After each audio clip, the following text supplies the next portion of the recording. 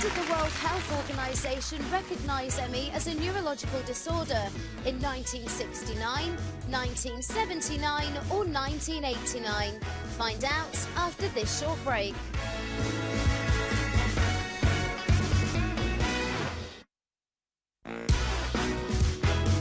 So before the break, we asked, when did the World Health Organization recognize ME as a neurological disorder? And the answer is 1969.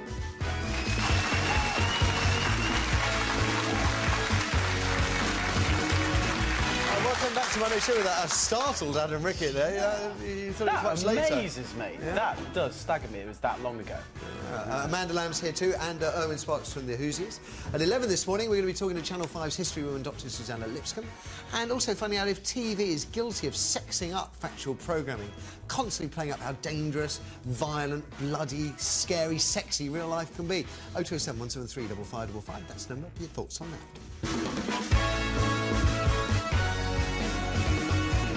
But right now we're looking at ME, something a lot of you have wanted us to do for some time, and we're asking if it still carries a stigma. Today is International ME Awareness Day, so it's a good time to assess how far or not our understanding of chronic fatigue syndrome has come since, as we heard, sufferers were first diagnosed in the late 60s, early 70s. ME, or myalgic encephalomyelitis, affects 250,000 Brits, and aside from severe fatigue, they may be also struggling with things like painful joints, gastric problems, poor memory, lapses in concentration. And as you probably know, no one's entirely sure what causes it. In some cases, it can be triggered by a virus, like glandular fever. In others, it may be genetically inherited.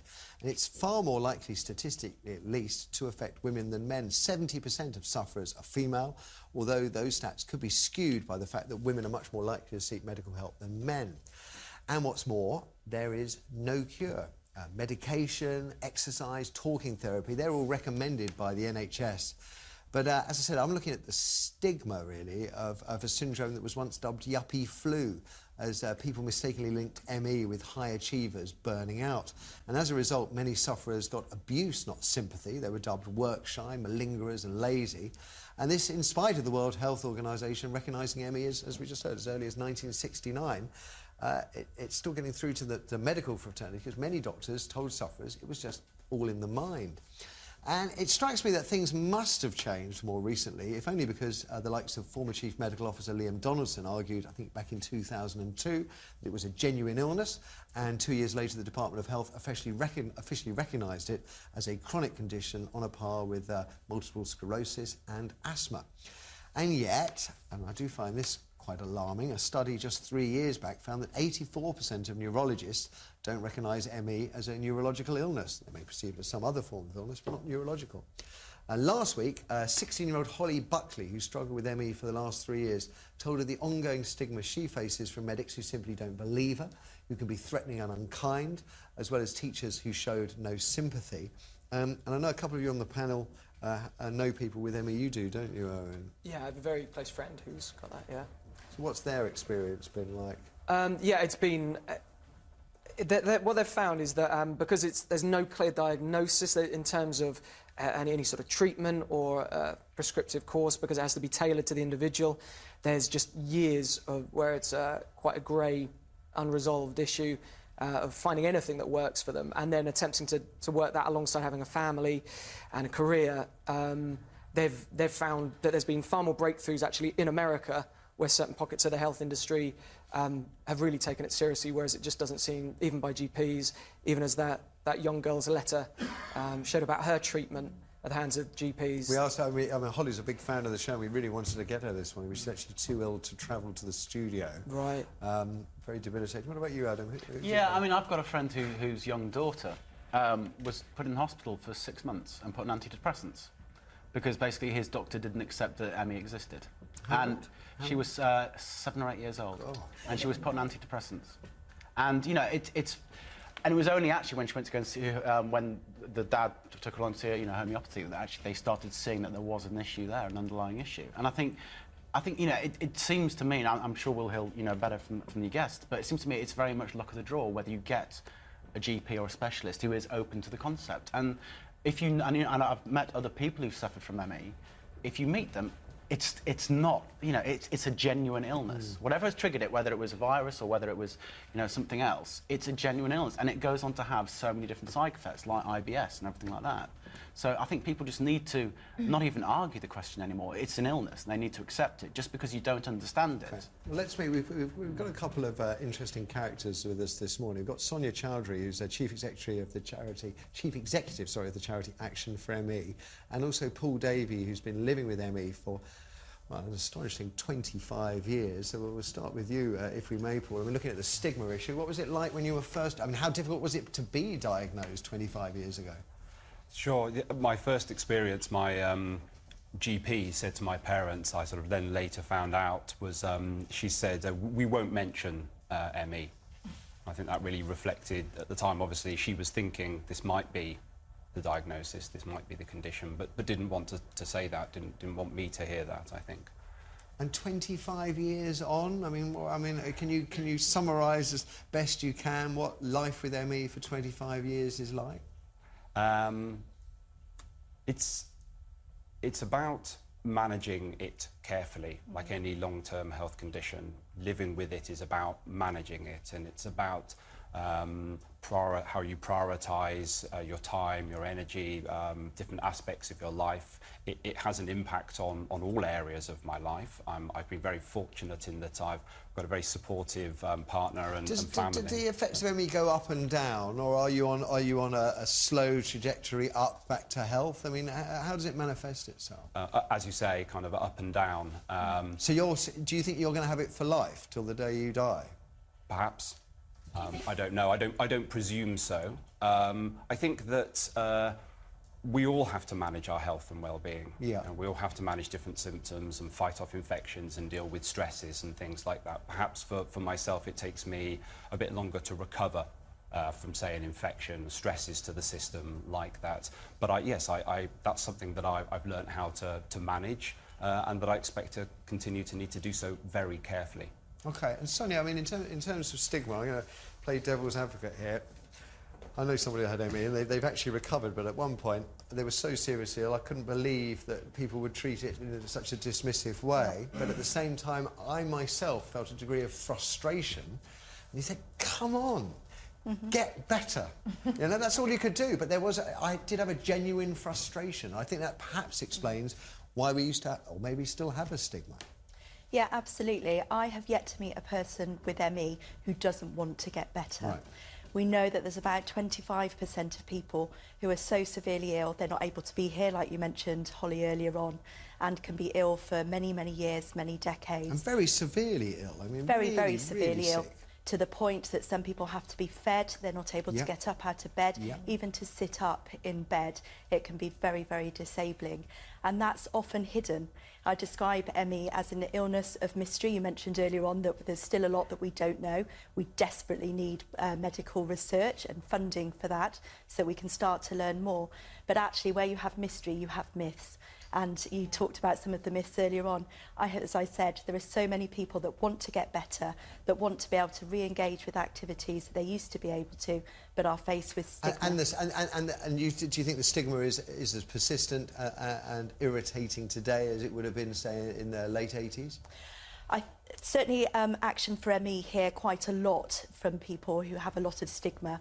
We have a report that's just released today that identified that less than 30% of people that responded had felt that their GP was well informed. Less than 30% felt their GP was well informed. And GPs themselves are saying, we are struggling. We just do not know what to do. And yet there is a lot that can be done to provide support and provide care. And also in Action for ME's report today, we identified that the majority of people said that the one thing that would make a difference was a better informed GP. So there is more that we can do. OK. We'll hold that thought as we take a break, and after which we're going to hear from you. As I said, we're trying to find out if ME still carries a stigma. Is it perhaps understandable that some cynics may think sufferers lazy rather than sick? 0207 173 5555, the number. Do feel free, by the way, to fire a question to Sonia or Paul. Your calls are nothing but coming up next. A According to a 2010 study, what percentage of ME sufferers say doctors told them it was purely psychological? 8, 18 or 28%? Find out after the ads.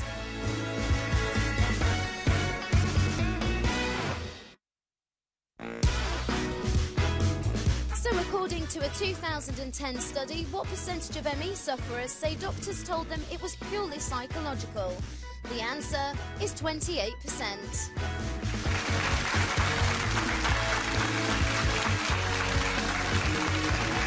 Yeah, it's all in the mind, apparently. Welcome back to Monday's show with Adam Rickett, Amanda Lamb, Owen Sparks. Coming up next, we're going to be talking to Channel 5's Dr. Susanna Lipscomb, talking about her latest series and finding out who thinks TV is guilty of sexing up factual programming, constantly playing out a dangerous, sexy or violent life can be. 0271 173 5555 is the number, whatever you're feeling.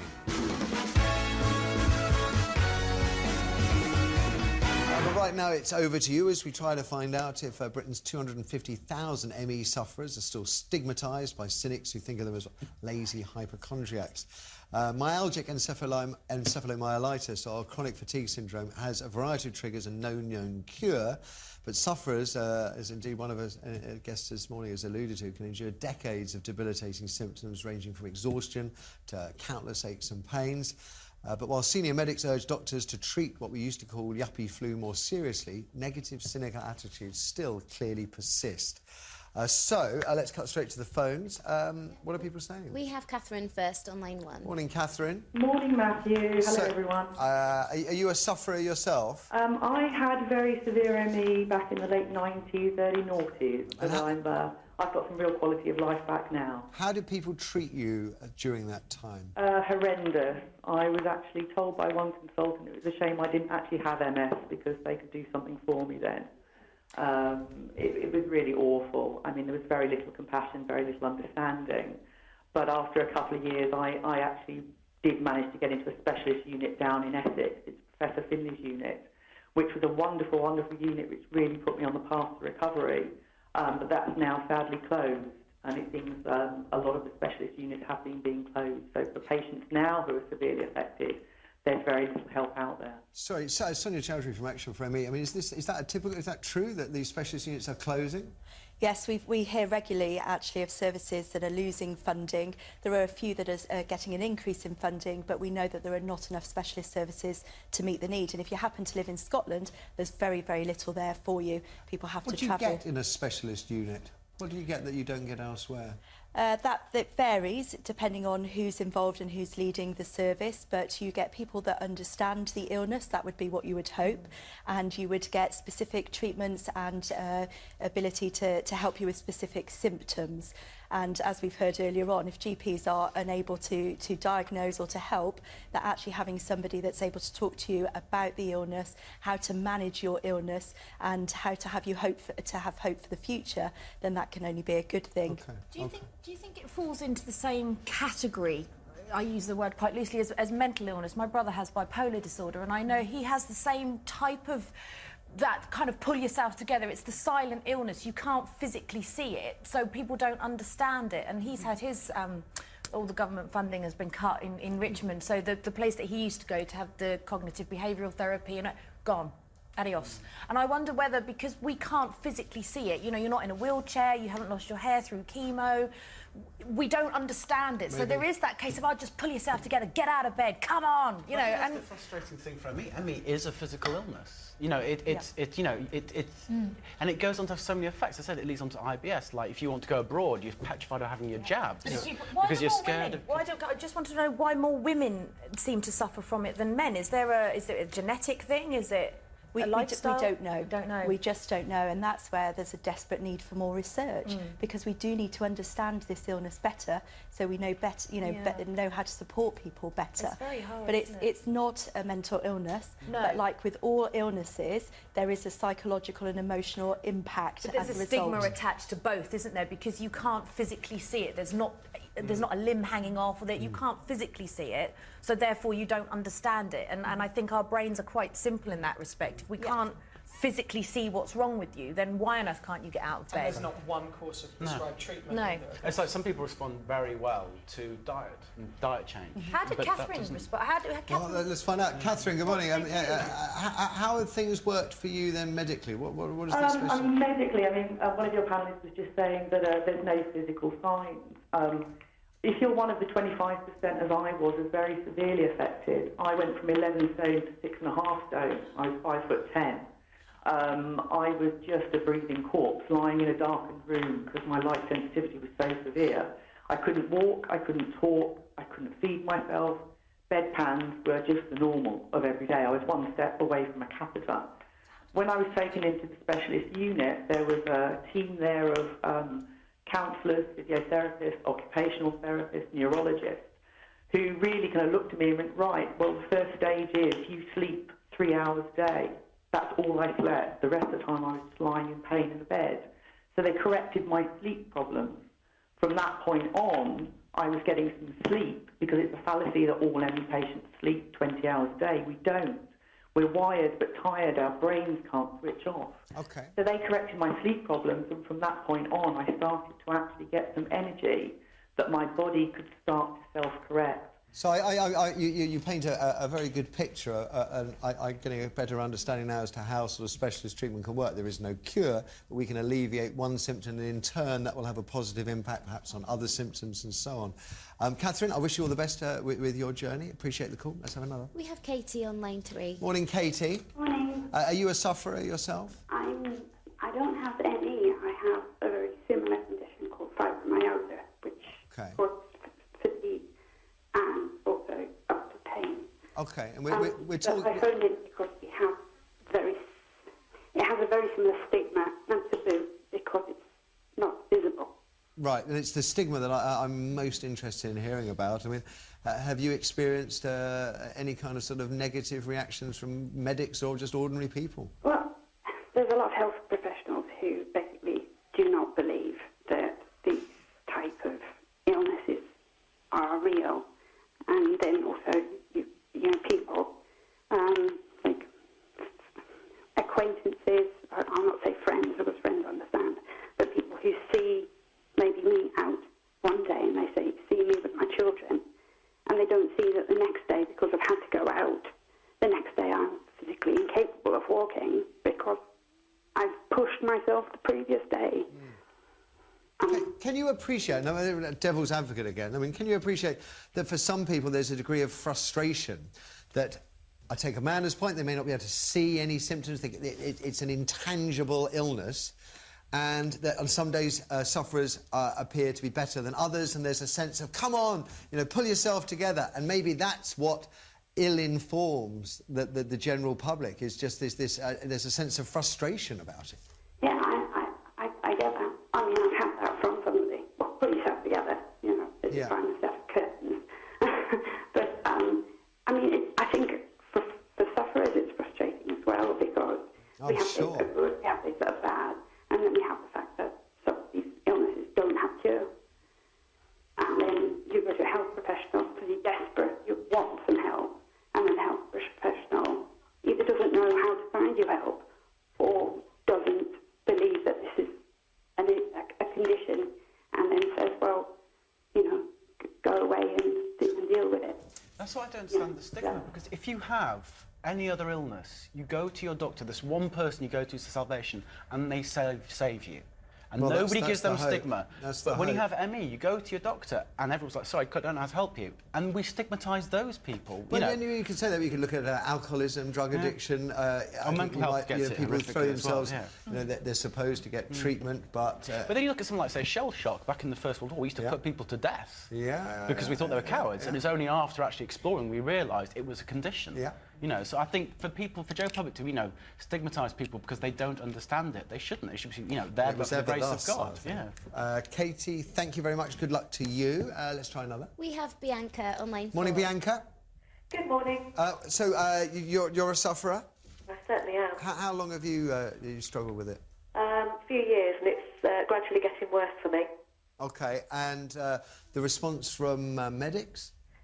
Not great. I've had every blood test that you can possibly probably imagine, over and over and over again, cancers, leukemias, all sorts, which terrify you as you're going through it, you know, dreading the worst, and then finally, at the end of it all, when everything else has come back clear, they sort of look at you and sigh and say, well, you know, it must just be CFS then. OK. From friends and family, what kind of response do you get from them as time goes on? Because it is a chronic syndrome. Close friends are really understanding. They know that, you know, when I say, I've got to go to bed for an hour, they can't sort of talk me round. I've just got to go and sleep. And sometimes I can almost be mid-conversation and my eyes will shut and I'll just say sorry, and I'll wake up an hour later with a blanket, and they understand. But most of the time, if you do manage to get out and you're all cheerful and happy, people say, oh, you wouldn't know you had ME. And I'm thinking, yeah, you wouldn't right now. But forgive me for jumping in, Bianca. I can see Paul nodding along there, so that obviously means something to you. Absolutely, I hear that, absolutely. Oh, Paul, not you, surely not. You've got lots of energy. That's because I present myself in that way when I'm working or whatever I might be doing, and they don't see the me that's collapsed or that's struggling with the rest of my life. The blanket with hot bean bags on your knees. Yeah. OK, and something Bianca said that's made me think, in terms of diagnosis, doctors can only do what science will enable them to do in terms of testing. Do you think that doctors perhaps come to an ME diagnosis because they've run out of anything else that they can empirically prove and test for, whereas perhaps they need to rephrase it and start coming out that this patient demonstrates symptoms of ME? Is there a problem with how it's diagnosed? Yeah, absolutely. We know that there is an issue with misdiagnosis and a lack of diagnosis, but actually GPs can make a positive diagnosis of ME. It's not a case of I've run out of all options, so I'll just call it ME. Doctors should be making a positive diagnosis. They should. But it's very difficult, isn't it? You have a patient that presents symptoms of ME, but you have no empirical test to prove it. There are tests that doctors can do. They can rule out other things, as we heard from the caller just now. And there is information available for doctors that they should be able to refer to if they're struggling and not knowing where else to go with a diagnosis. OK. I'm going to have to wrap it up there. I mean, we could, quite frankly, do this all day and probably most of the rest of the week with the number of calls there. I promise you we will revisit it again in the future, but for now I'd like to say thank you to Sonia and Paul for joining us this morning. And I'd also like to recommend anybody with any issues or concerns may check out the website action4me.org.uk. A good place to go if you want to find out more. And it's also say goodbye to our Owen here as well. Lovely to see you this Monday morning. And best luck with the new Who's Ears album. It is, The News from Nowhere. And the tour which kicks off tonight in Bristol. Fleece and Firkin.